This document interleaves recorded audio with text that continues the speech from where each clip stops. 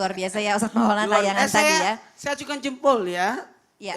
Video tayangan tadi luar biasa, menginspirasi banget. Benar, Ya. karena selama ini mungkin banyak juga sebagian dari kita yang mungkin suka ngerasa iri dengan orang lain ya kan, dengan kesuksesan orang lain dan ngebanding-bandingin nih. Padahal sebenarnya orang tersebut juga pasti ada usahanya. Nah ini lalu bagaimana hukumnya membandingkan hasil usaha sendiri dengan milik orang lain? Silakan Ustadz Maulana. Baik, bismillahirrahmanirrahim. Terima kasih banyak kepada tim Islami Tinda yang mengangkat tema ini. Karena banyak orang sekarang, maaf ya, yang dilarang dalam agama itu putus asa. Apalagi putus dari rahmat dari Allah. Karena semua sudah Allah aturkan, tetapkan, semua punya rezeki. Tidak akan mungkin rezeki itu artinya salah sasaran, tidak mungkin. Tidak mungkin ibaratnya rezeki itu, rezeki orang bertukar, tidak akan mungkin. Makanya yang pertama-tama saya sampaikan, hukum membandingkan hasil usaha sendiri dengan orang lain ini sebenarnya dilarang. Kalau dalam alam menyakiti diri sendiri. Mohon maaf, memaksakan diri sampai tidak ada keinginan untuk berusaha karena membandingkan, merendahkan diri juga tidak boleh karena mohon maaf, rendah ini sampai membuat dirinya kayak maaf, tidak ada gunanya. Ini yang dilarang. Maka tapi ada hal membandingkan untuk diperbolehkan. Untuk apa? Sebagai inspirasi. Nah, aku bandingkan diriku sama inilah si ini. Tidak apa-apa. Yang penting sebagai inspirasi, sebagai panutan, dan sebagai motivasi. Itu tidak apa-apa. Supaya aku mau seperti dia. Itu sama dengan membandingkan. Tapi untuk motivasi buat diri kita. Nah itu. Kemudian untuk akan datang kalau kita bicara hukum. Bisa jadi makruh kalau bisa menghabiskan waktu. Kau pikirkan orang sementara waktu berjalan terus. Artinya durasi kamu habis karena memikirkan orang. Yang bagus kita lakukan nih, camkan maaf ya sampai tanpa menggurui. Fokus pada nikmat yang telah Allah berikan. Jangan fokus pada yang belum didapatkan. Dan fokuslah pada kekuatan diri, terima takdir Allah dan jalani proses.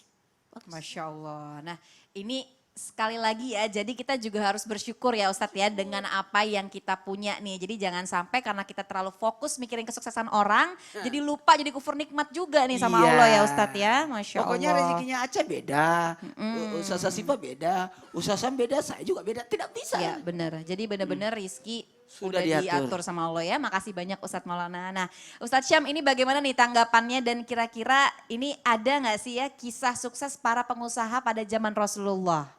Kalau dilihat dari pengusaha di zaman Rasulullah Sallallahu Alaihi Wasallam, mereka inilah pengusaha-pengusaha cerdas yang bukan hanya investasi di dunia tapi juga investasi di akhirat.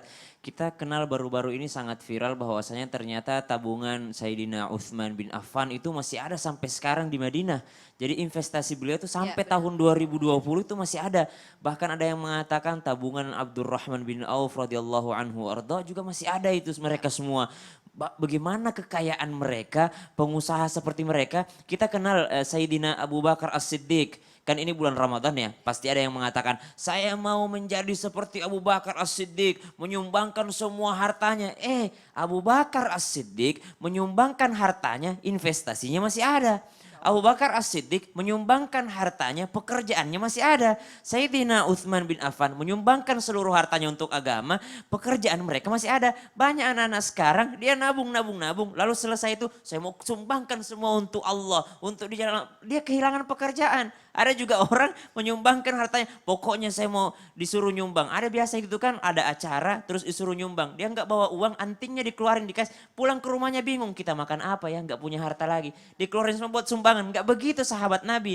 Sahabat Rasulullah SAW dia menyumbang tapi dengan sumbangan yang sangat cerdas.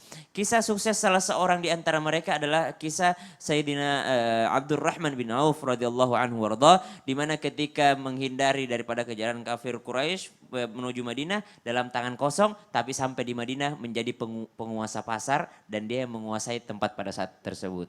Jadi dia bukan hanya mencari ladang jualan tapi dia yang membuka ladang jualan itu. Gitu. Luar biasa sekali ya Ustadz. Jadi sekali lagi kita menyumbang ini juga harus mempersiapkan diri. Betul, ya. jadi cerdas benar. juga.